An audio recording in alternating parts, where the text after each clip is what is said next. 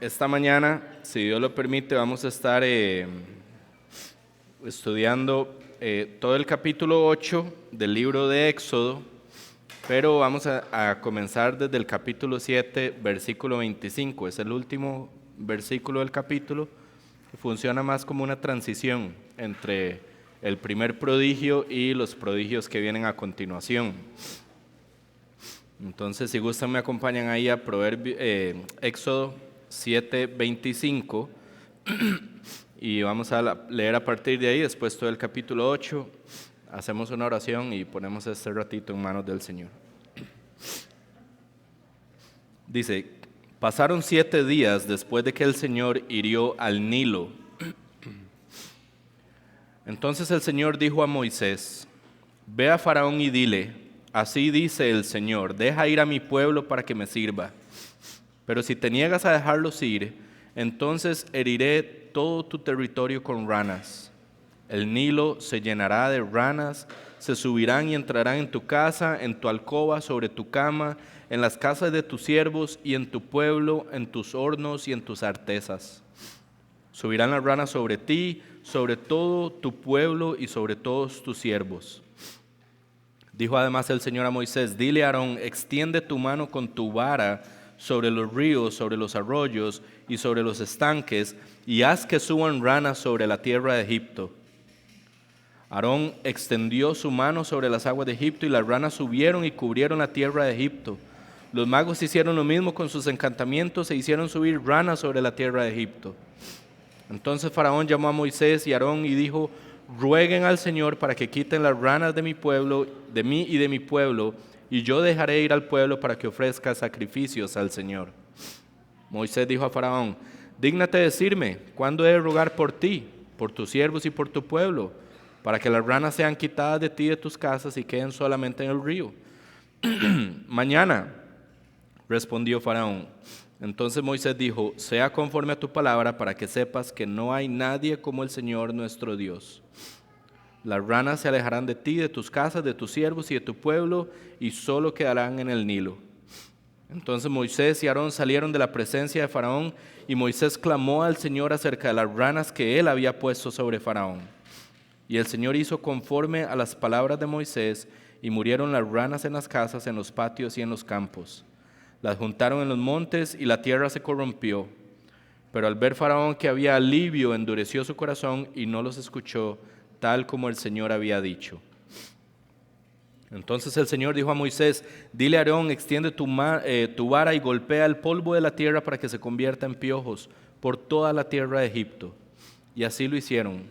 Aarón extendió su mano con su vara, golpeó el polvo de la tierra y hubo piojos en hombres y animales. Todo el polvo de la tierra se convirtió en piojos por todo el país de Egipto. Los magos trataron de producir piojos con sus encantamientos, pero no pudieron.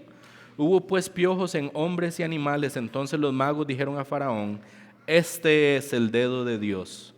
Pero el corazón de Faraón se endureció y no los escuchó, tal como el Señor había dicho. El Señor dijo a Moisés: levántate muy de mañana y ponte delante de Faraón cuando salga del agua.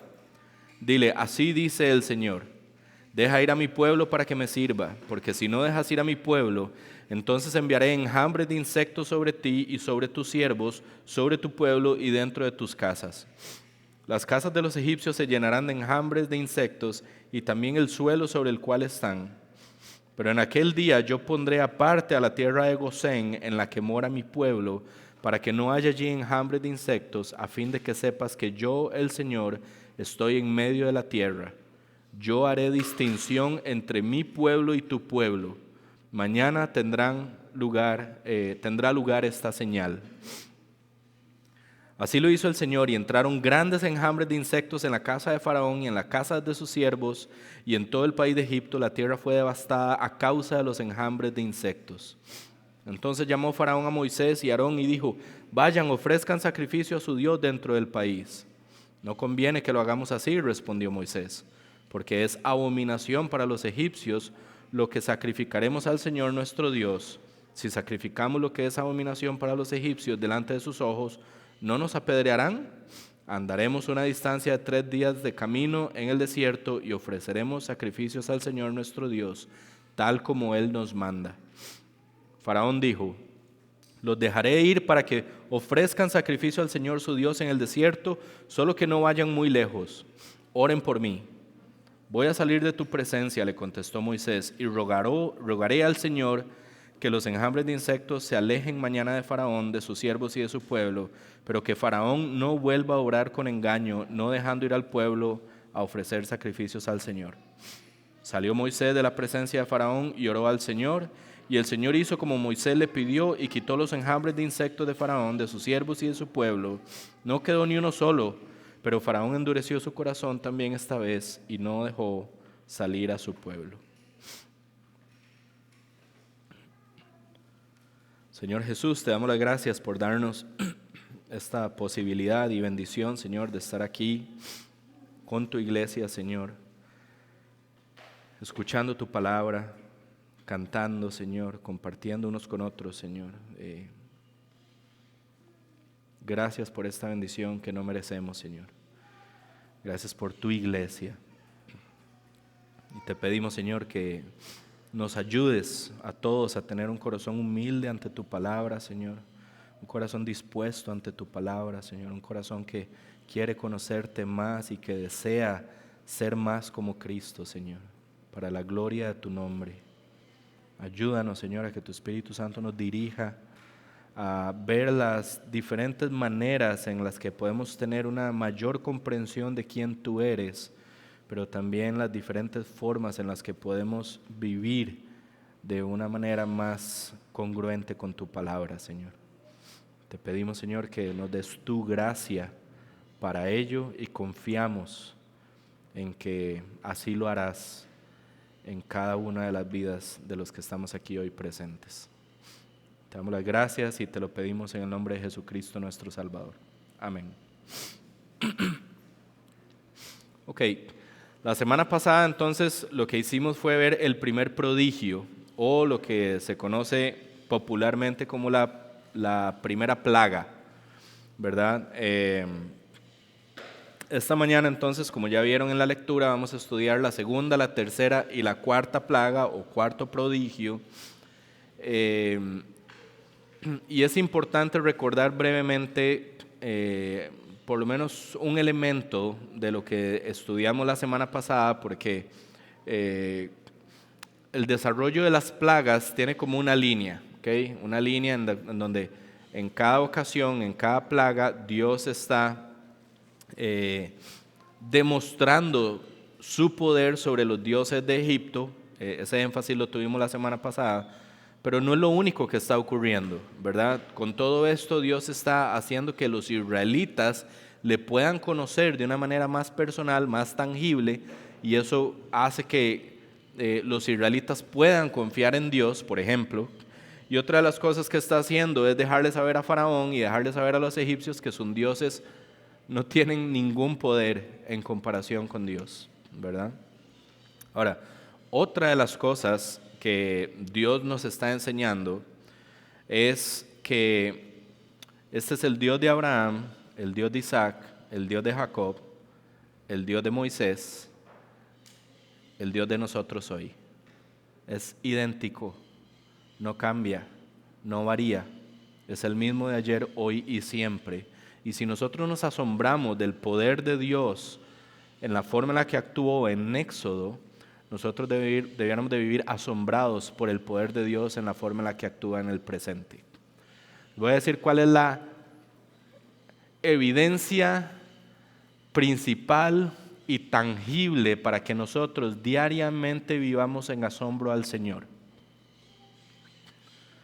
Es que usted y yo hemos pasado de muerte a vida. Ahí se hace evidente y tangible el poder del Señor. ¿Okay? El hecho de que usted y yo hemos pasado de muerte a vida, ese prodigio en nada se compara a enviar un enjambre de insectos o a hacer subir ranas sobre Egipto o convertir el agua en sangre, entre otros prodigios que hace, desde luego. Pero muchas veces nosotros perdemos de vista que es el mismo Dios y muchas veces nosotros perdemos el asombro de que hemos sido resucitados espiritualmente y que donde había muerte hoy hay vida. Ese es nuestro Dios. Ese es el Dios que nosotros adoramos. Ese es el Dios que venimos a adorar. De ese es el Dios que queremos aprender. Y en ese es el Dios, Él es el Dios en quien nosotros queremos poner nuestra esperanza, porque es un Dios fiel. Entonces, así como la semana pasada hicimos un poquito el énfasis de cómo Dios está de alguna manera mostrándose superior, mostrando su supremacía sobre dioses humanos, hoy vamos a tratar de poner un énfasis específicamente en la fidelidad de Dios. ¿Okay? Hace alrededor de 3.500 años, nuestro Dios, el Dios que hoy adoramos, el Dios que nos ha dado vida cuando estábamos muertos, siguiendo la corriente de este mundo conforme al príncipe de la potestad, que es Satanás, ese mismo Dios decidió intervenir en la historia de la humanidad para liberar a los israelitas conforme a la promesa que Él le había hecho a Abraham. Ahí vemos su fidelidad. Dios hizo una promesa, dijo que 400 años iban a estar los israelitas esclavos, pero 400 años después los iba a liberar, y cada paso que da Dios y que se nos relata en la Escritura es cómo Dios va obrando en función del cumplimiento de sus promesas, demostrando así su fidelidad para todos los que creen en Él, evidentemente.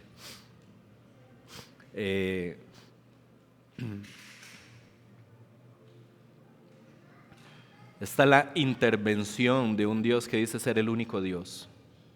Okay, la semana pasada hablamos de, ¿hay otro Dios? ¿Ustedes conocen algún otro Dios que en la creación de los seres humanos, ¿verdad?, de sus propios dioses, que alguno de esos diosesillos que el ser humano ha creado se jacte de decir, yo soy el único Dios y fuera de mí no hay otro? Okay, en la historia de la humanidad hay miles de dioses,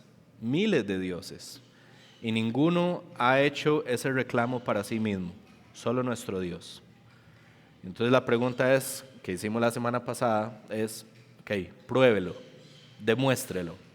Aquí es donde Dios está demostrando que Él es el único y verdadero Dios. Okay, nuestro Dios no solo interviene, sino que clama ser el único Dios y dice que lo que Él se propone hacer, lo lleva a cabo. Demuéstrelo. Esa es la pregunta de Faraón. ¿Y quién es ese Dios? Que lo demuestre, a ver si es cierto. Ok, vean qué lindo lo que dice Isaías 46, versículos 9 y 10. Y esto nos sirve a nosotros porque dice, acuérdense de las cosas anteriores ya pasadas. Eso es, traigan a su memoria lo que ustedes conocen del Señor. Acuérdense. Ok, ¿qué dice? Porque yo soy Dios y no hay otro. Yo soy Dios y no hay ninguno como yo. Esa es una declaración de nuestro Dios de que Él es el único y verdadero Dios y de que fuera de Él no hay otro. Eso es lo que está diciendo nuestro Dios. Ahora, este Dios que dice ser el único y verdadero Dios, continúa en el versículo 10 de Isaías diciendo que declaro el fin desde el principio y desde la antigüedad lo que no ha sido hecho. ¿Cómo podría usted realmente demostrarle a la humanidad que usted es el verdadero Dios? Diciendo, esto es lo que voy a hacer y llevándolo a cabo. Y que lo que lleva a cabo queda registrado en la historia de la humanidad. Esa es la mejor forma de demostrar que Él es el verdadero Dios. Ahora, ¿quién puede tener el poder, el dominio y la soberanía para decir, esto es lo que va a pasar mañana?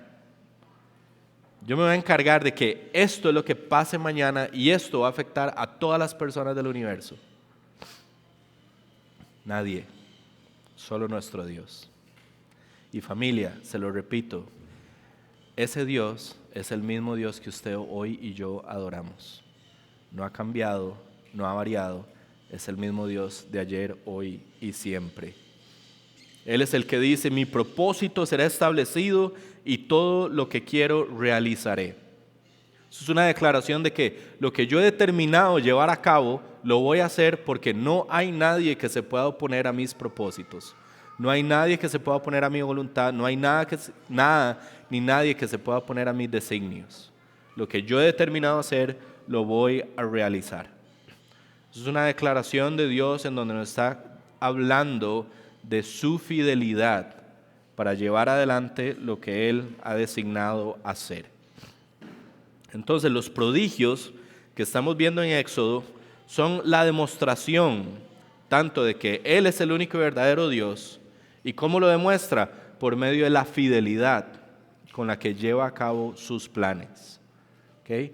Y de eso todos nosotros hoy podemos crecer, diciendo, ese es el mismo Dios de nosotros hoy. La seguridad que podemos tener en Él por la fidelidad que Él ha mostrado a lo largo de la historia de la humanidad es el fundamento de nuestro descanso, es el fundamento de nuestro gozo y es el fundamento de la seguridad espiritual que tenemos hoy en día, cada uno de los que hemos confesado fe en Jesucristo. ¿Okay?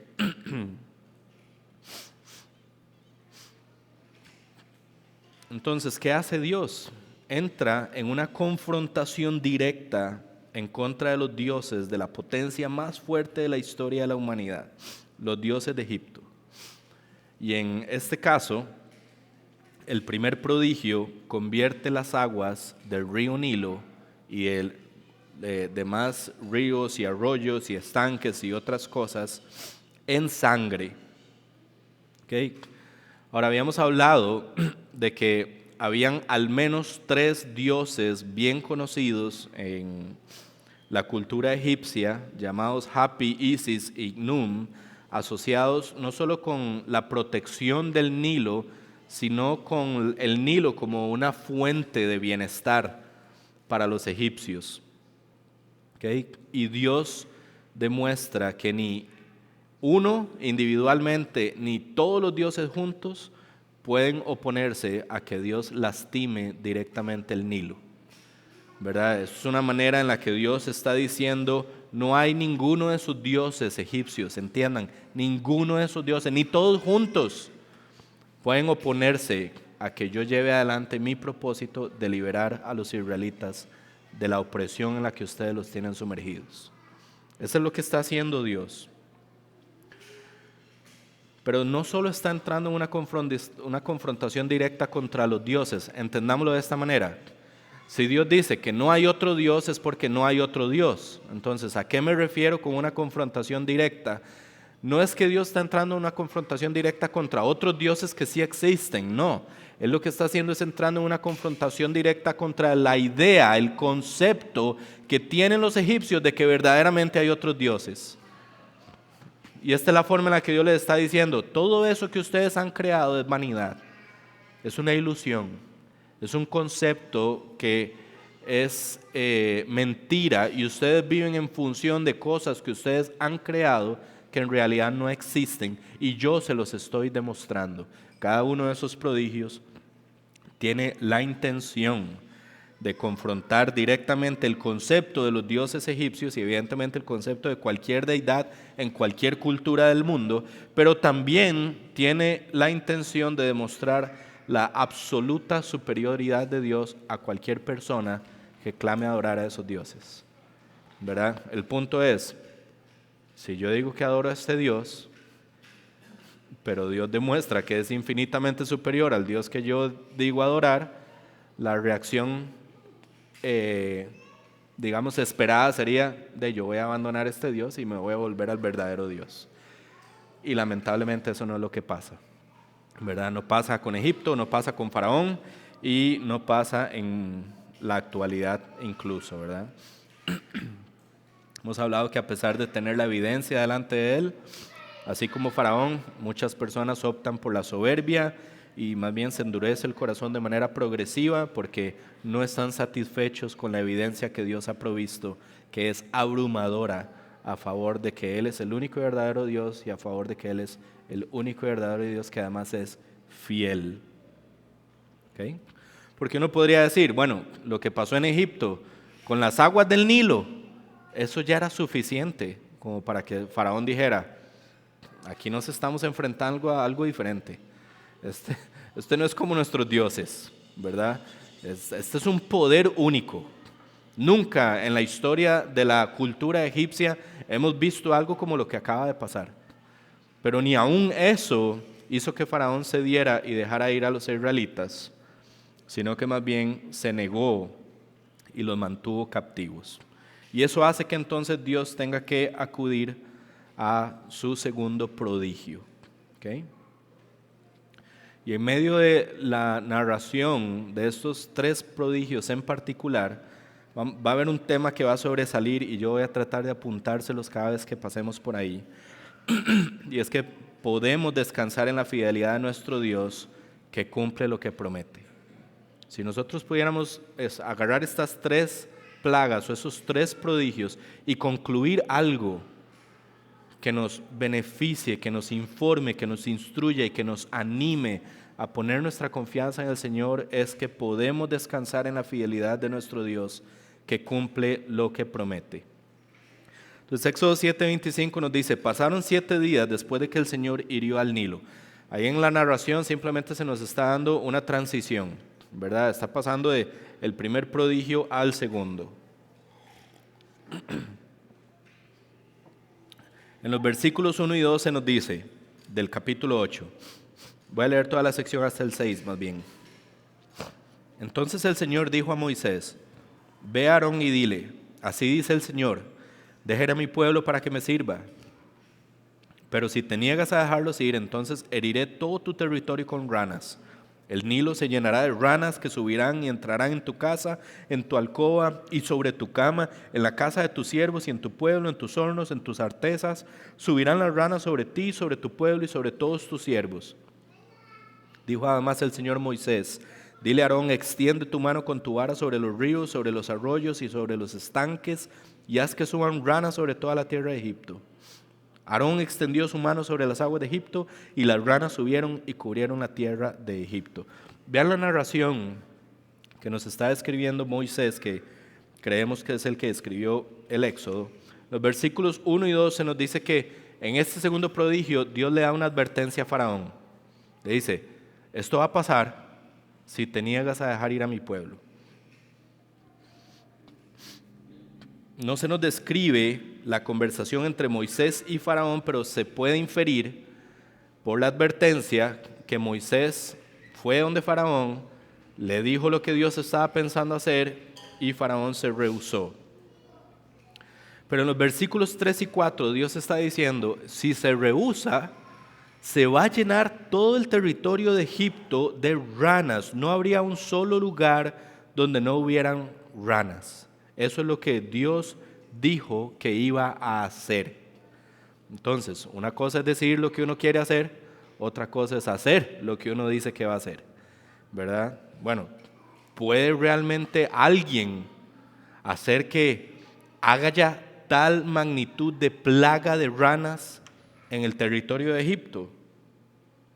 Básicamente la descripción que está diciendo Moisés en este pasaje es que les iba a salir ranas hasta en la sopa, como diríamos nosotros en Costa Rica cuando algo ya es demasiado. Iban a salir ranas de todo lugar y el versículo 5, vean qué interesante, se nos dice que nuevamente Dios utilizaría el río para que el río fuera la fuente de donde se multiplicaran las ranas que eventualmente afectarían a la población egipcia. Y esto es muy interesante porque ya hablamos ahora al inicio, en la introducción, de manera muy breve, pero lo mencionamos la semana pasada, de 3 dioses particulares asociados con el Nilo. Pero además ellos tenían, vean la forma en la que trabaja Dios, es muy particular. Ellos tenían a una diosa llamada Heket. Esta diosa Heket se le atribuía ser la diosa de la fertilidad y del nacimiento, de la multiplicación. Y se representaba, hay figuras, ustedes lo podrían buscar, se representaba por medio de una figura de una mujer con cabeza de rana. ¿Okay? Esa diosa era a la que ellos le atribuían la multiplicación, la fertilidad y la reproducción. Y entonces, de manera muy interesante, Dios dice, azota el Nilo, azota el río, para que de ahí salgan las ranas y empiezan a invadir absolutamente todo el territorio de Egipto, tal como dice el versículo 6. Las ranas cubrieron toda la tierra de Egipto, tal y como Dios lo había dicho. ¿Okay? Nuevamente, este es un Dios que dice lo que va a hacer y hace lo que dijo que iba a hacer. Y en esto vemos su fidelidad, su enorme poder para llevar adelante lo que Él se propone. Y en eso nosotros podemos descansar. ¿Cuál es la reacción de Egipto? Bueno, el versículo 7 nos dice, los magos hicieron lo mismo con sus encantamientos e hicieron subir ranas sobre la tierra, lo mismo que pasó en el primer prodigio, ¿verdad? Vuelven a ordenar a sus magos y lo único que pueden hacer sus manos es replicar lo que Dios hizo, pero no para bendecir o aliviar o ayudar a la situación de los egipcios, sino más bien para añadir y complicar la situación que ellos estaban viviendo. En vez de proveer una solución, más bien contribuyeron a la reproducción de ranas. Versículo 8, entonces Faraón llamó a Moisés y Aarón y les dijo, rueguen al Señor para que quite las ranas de mí y de mi pueblo, y yo dejaré ir al pueblo para que me ofrezca sacrificios. Obviamente, ante el padecimiento de Faraón por las ranas, parece que la primera plaga no lo haya afectado tanto, pero esta segunda ya lo afectó a tal punto que él dice, rueguen al Señor para que quite las ranas. Eso es una forma en la que Faraón de alguna manera está diciendo que mis magos no lo van a poder hacer. Eso quiere decir que los dioses a los que apelan mis magos no lo van a poder hacer. Eso es un reconocimiento de que el único que puede quitar las ranas es su Dios, Moisés. Por favor, dígale que acabe con esto, ¿verdad? Esto no es una conversión de Faraón que está volviéndose al Dios de Israel. No, eso es simplemente un reconocimiento. ¿Okay? Un reconocimiento de que Él es el único que tiene el poder. Ahora, yo les digo a ustedes que oren, pero yo no me voy a volver a Él. Ustedes se han dado cuenta que, no sé si les ha pasado, pero a mí hay veces, hay personas que se me arriman y me dicen, Juanjo, ¿puedo orar por mí? Y yo, ¿sí? Es que estoy en tal situación, ore por mí a su Dios, porque yo sé que su Dios es poderoso, yo sé que su Dios escucha.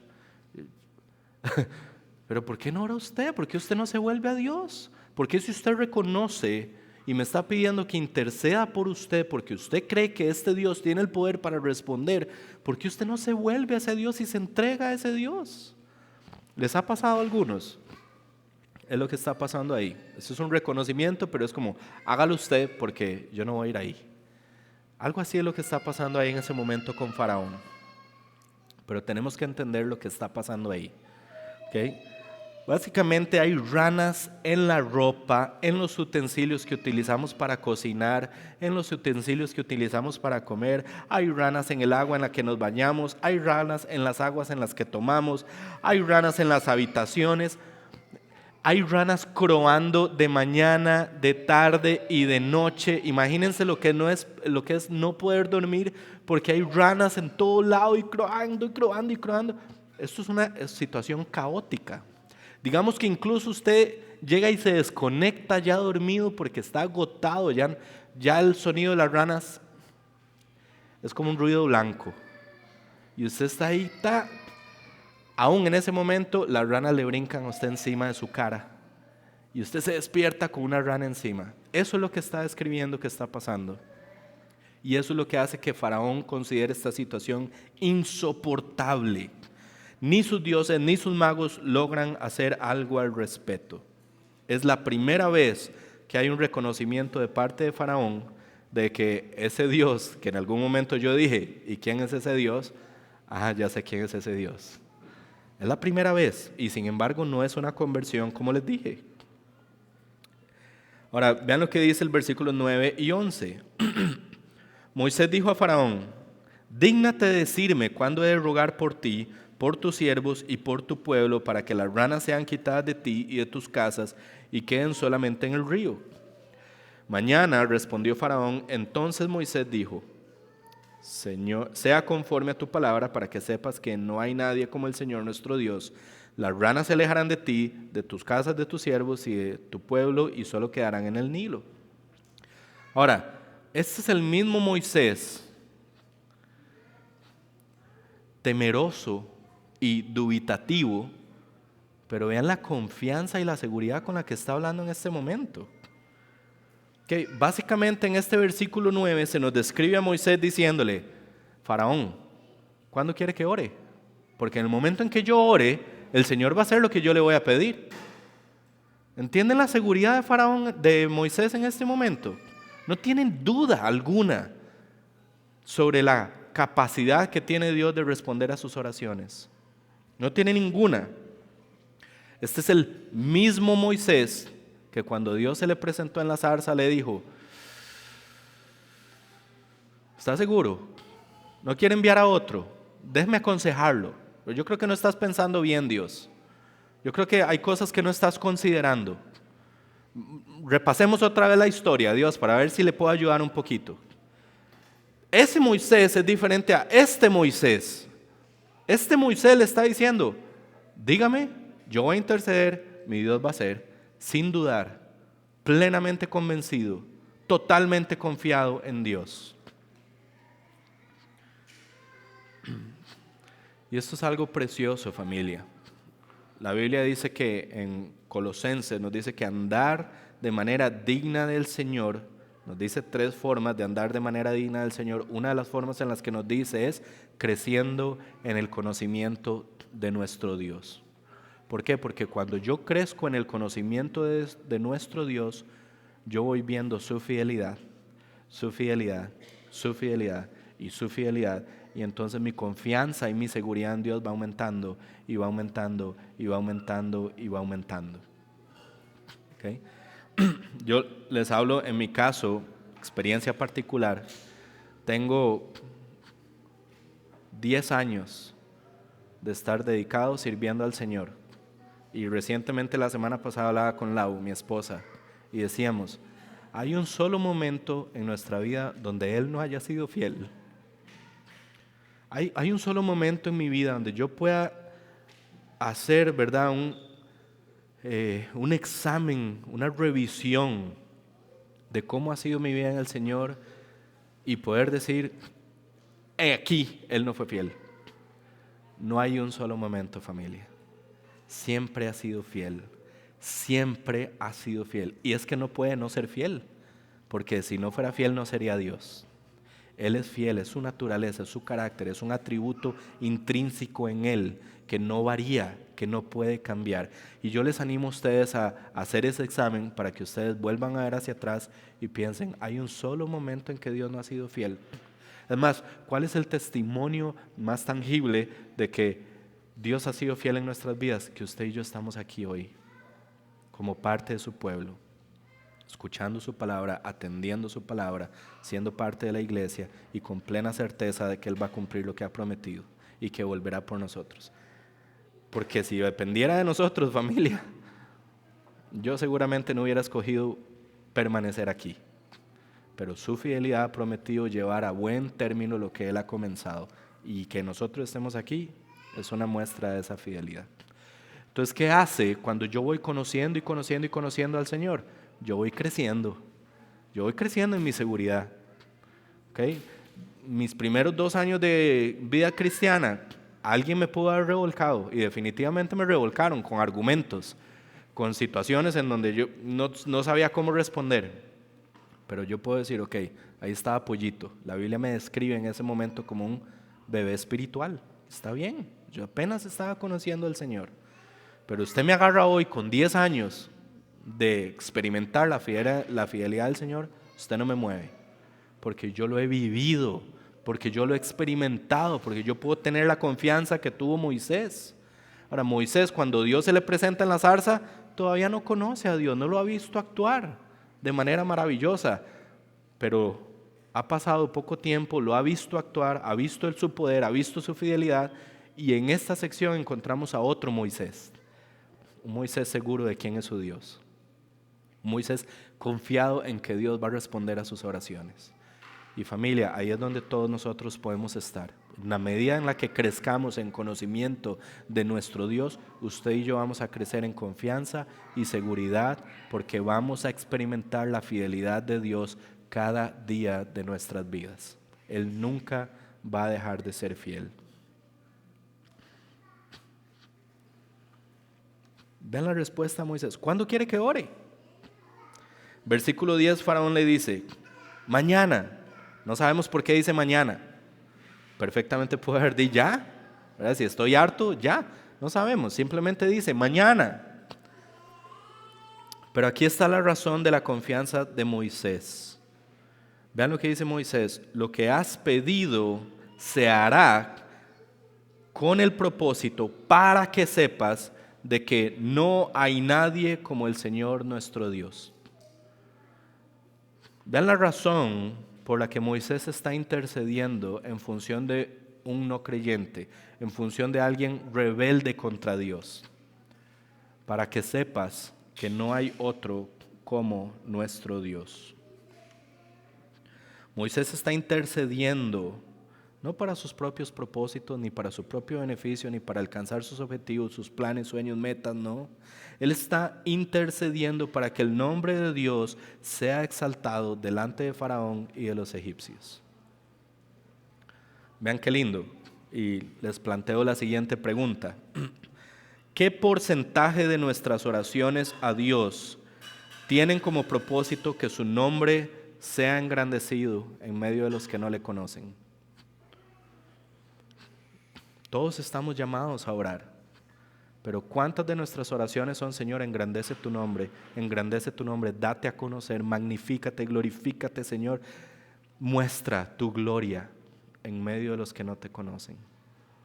No lo hagas por nosotros, Señor, no lo hagas para nosotros, ya todo lo tenemos en Cristo, ¿qué más necesitamos? Señor, hazlo para darte a conocer, para que otros te puedan glorificar, porque tú mereces la gloria de todo corazón al que le has dado vida.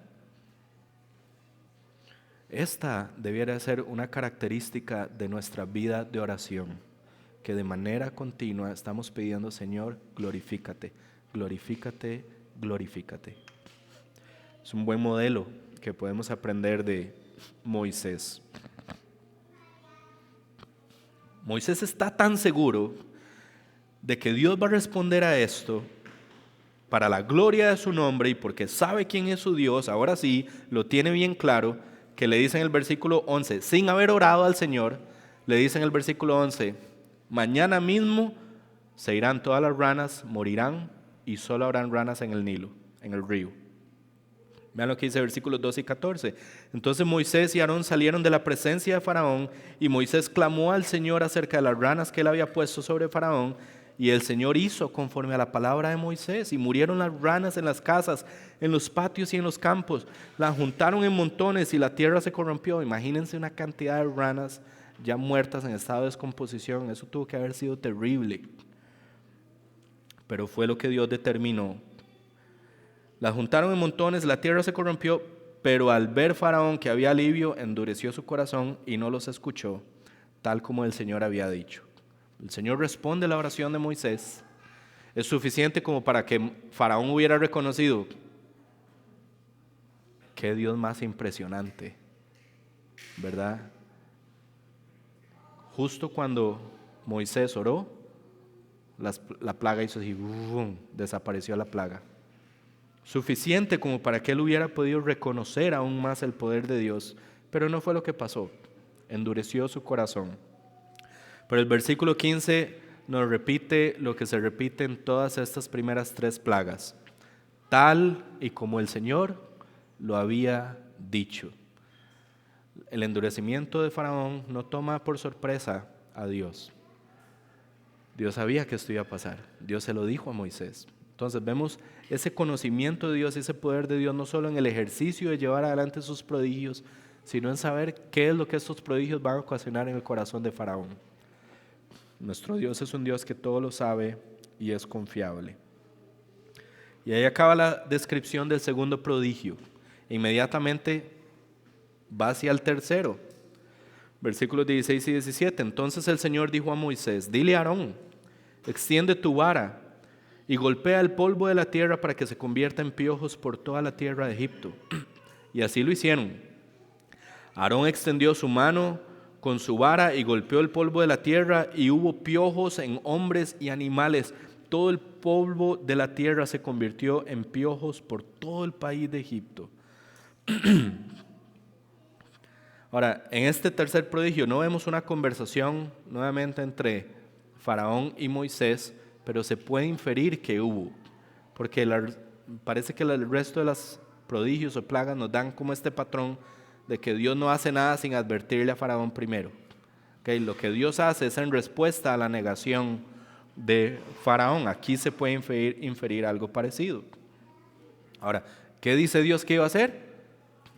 Crear del polvo piojos.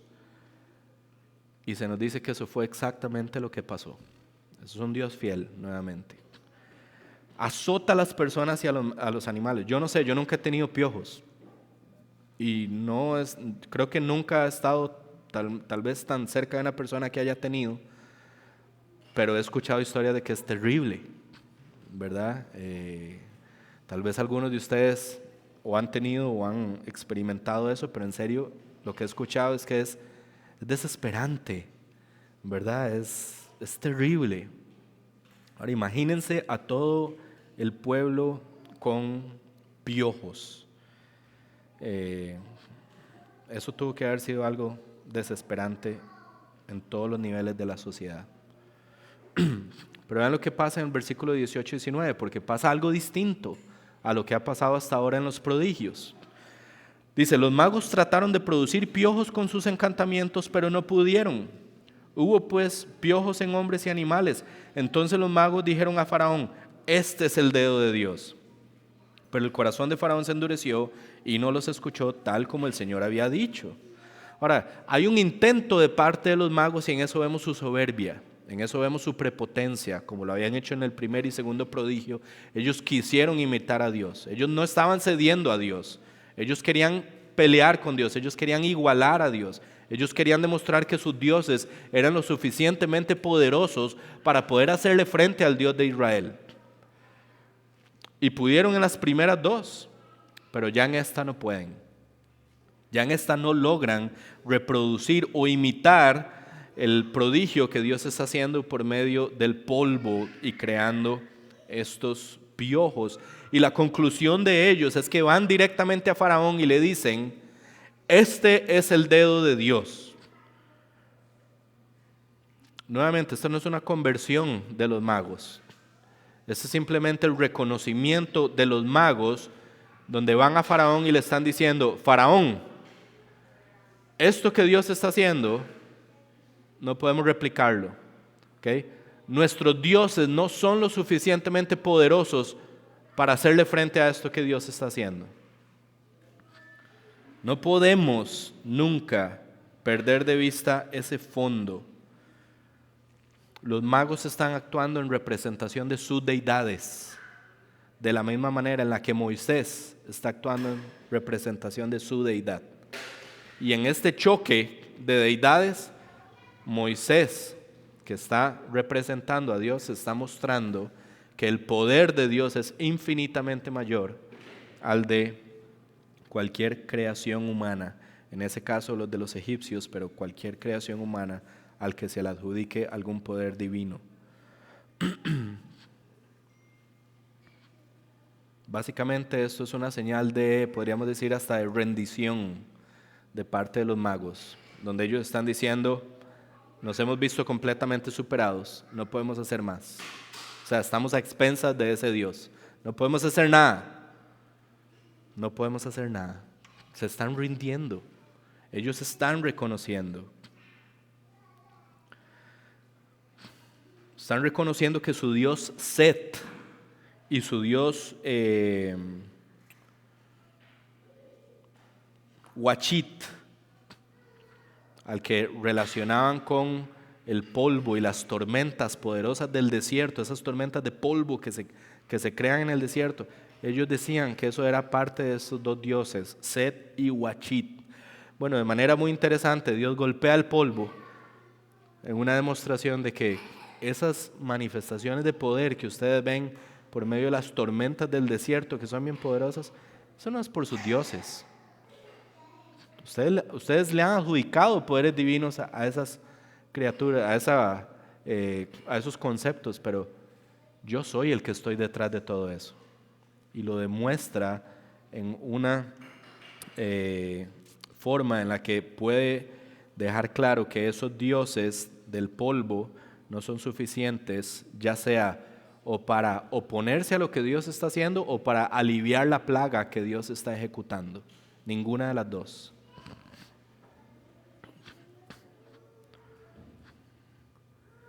Y Faraón ni siquiera, a pesar del reconocimiento de sus magos, ni siquiera lo vuelve a reconocer, más bien se endurece, pero la Biblia nos vuelve a decir una vez más, tal y como el Señor lo había dicho.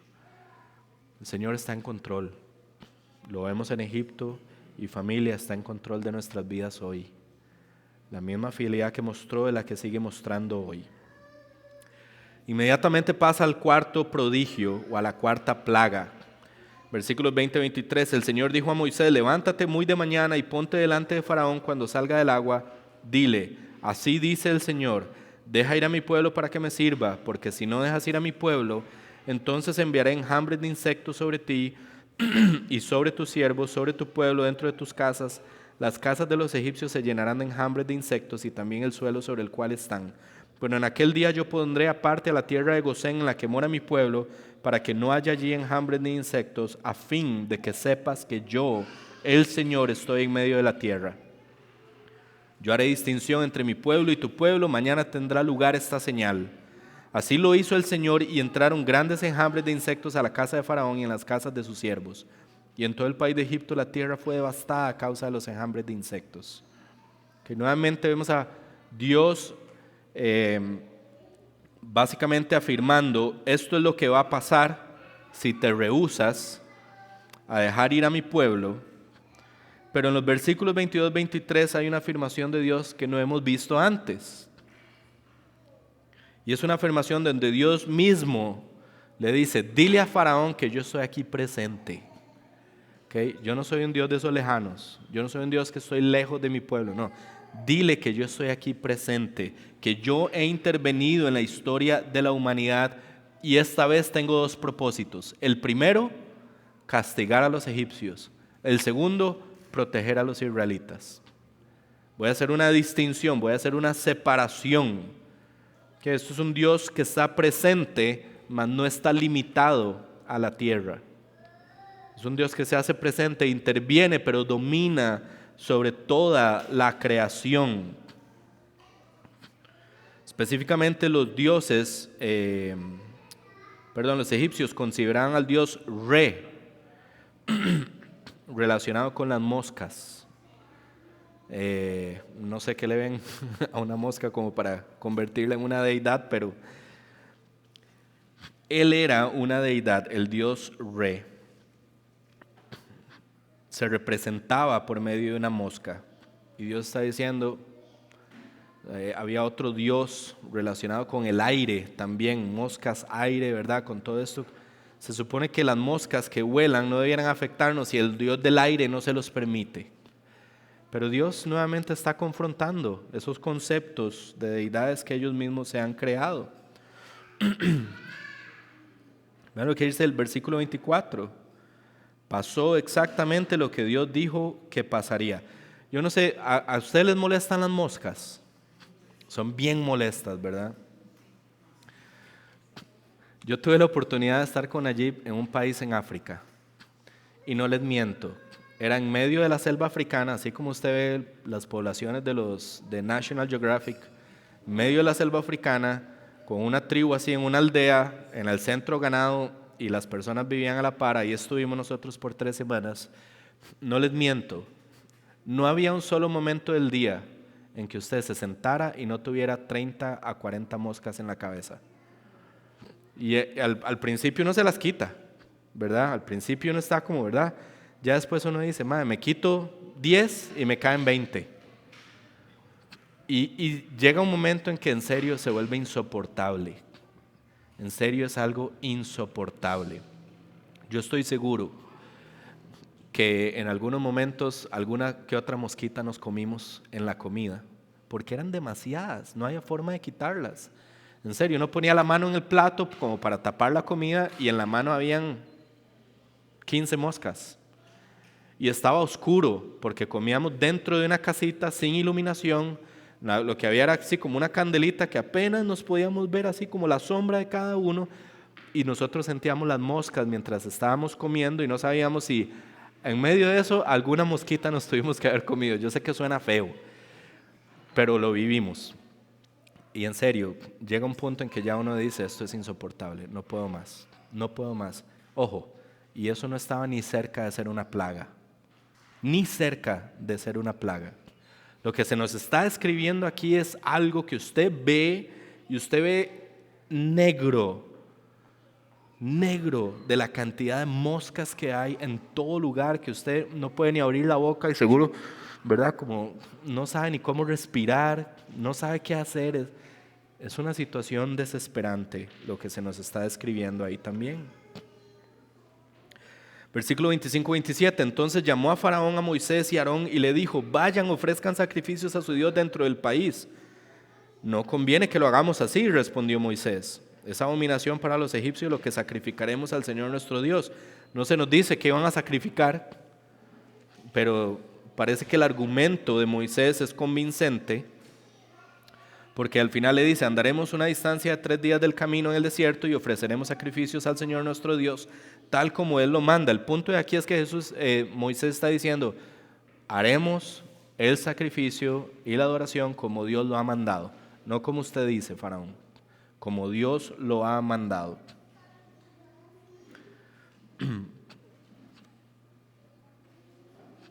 Versículo 28-29, Faraón dijo, los dejaré ir, vean que cede, de manera muy interesante, para que ofrezcan sacrificio al Señor su Dios en el desierto, solo que no vayan muy lejos, oren por mí, la segunda vez que lo dice, voy a salir de su presencia. Le contestó Moisés, y rogaré al Señor que los enjambres de insectos se alejen mañana de Faraón, de sus siervos y de su pueblo, pero que Faraón no vuelva a hablar con engaño, no dejando ir al pueblo para ofrecer sacrificios. Faraón está viendo que este Dios que le está diciendo, voy a enviar enjambres de insectos, va a ser terrible. Este Faraón está viendo que en Gosén, en el lugar en Egipto donde están los israelitas esclavizados, ahí no hay enjambres. Entonces él está viendo este Dios que dijo que iba a hacer separación, que iba a hacer una distinción, que iba a atacar a los egipcios, pero que iba a proteger a los israelitas, ahora lo está confirmando. Y dice, no, esto es insoportable, intercedan por mí.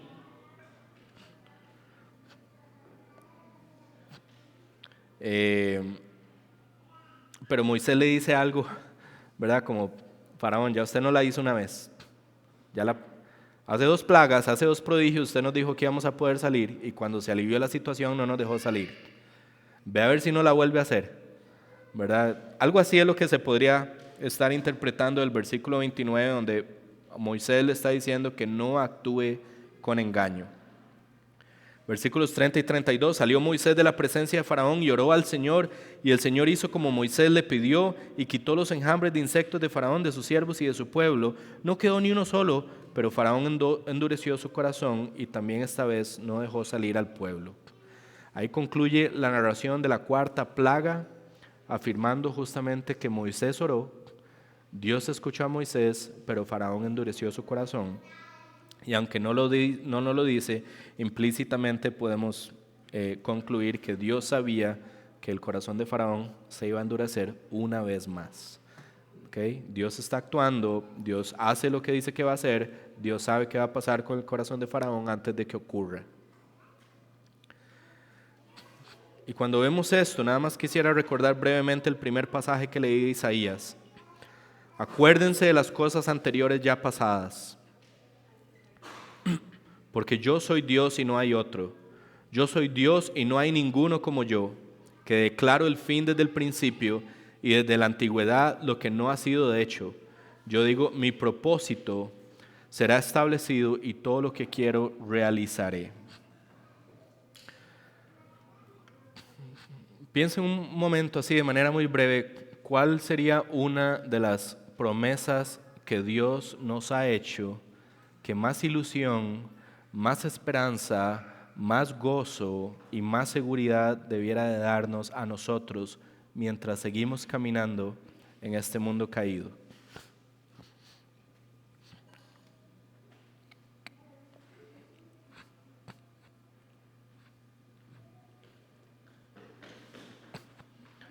Es la promesa de su regreso.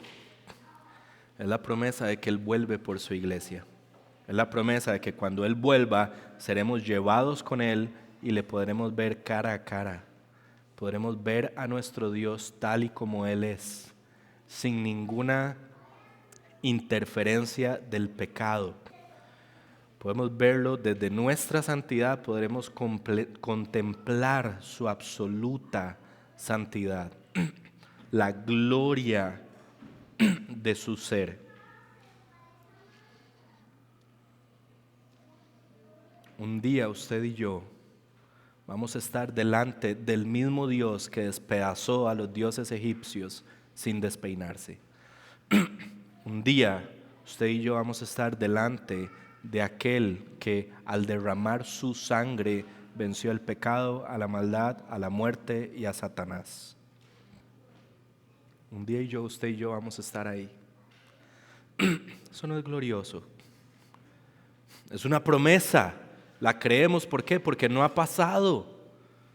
¿Qué garantía tenemos de que eso que Dios ha prometido lo va a cumplir? Todo lo que estamos estudiando, familia.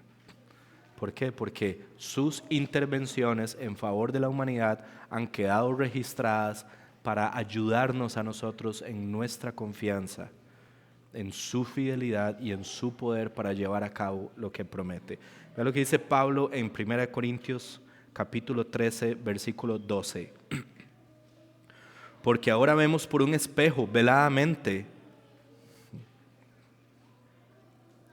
pero entonces veremos cara a cara. Ahora conozco en parte, pero entonces conoceré plenamente como hemos sido conocidos. Qué esperanza más gloriosa tenemos, familia. Los prodigios del Antiguo Testamento nunca debiéramos verlos al margen de las promesas que Dios nos ha dado en el Nuevo Testamento, porque son estas las que garantizan el cumplimiento de estas. Son estas las que nos afirman el poder y la fidelidad de Dios para cumplir lo que nos ha prometido a nosotros como iglesia. Familia, tenemos una esperanza firme y segura porque Dios, quien ha prometido, tiene el poder para cumplir lo que ha prometido. Y se los vuelvo a repetir y se los he dicho muchas veces y lo voy a seguir diciendo. No hay una sola circunstancia que usted esté atravesando en el presente, por más difícil que sea, que pueda de alguna manera comprometer la realidad espiritual que usted hoy disfruta y disfrutará por la eternidad como resultado de la obra de Jesucristo en la cruz en nuestro favor. Usted hoy, si ha creído en Jesucristo, es hijo de Dios y estará en su presencia por la eternidad y Él enjuagará todas nuestras lágrimas.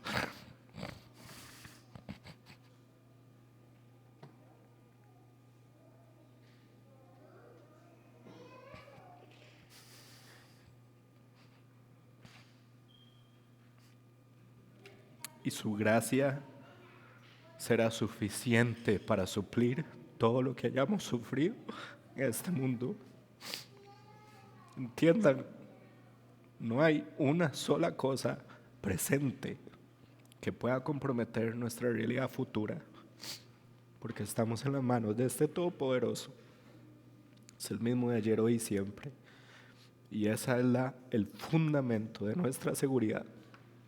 No permitamos, familia, que las cosas de este mundo, por más difíciles que sean, nos quiten el gozo de lo que Dios, por medio de Cristo, ha alcanzado en nuestro favor.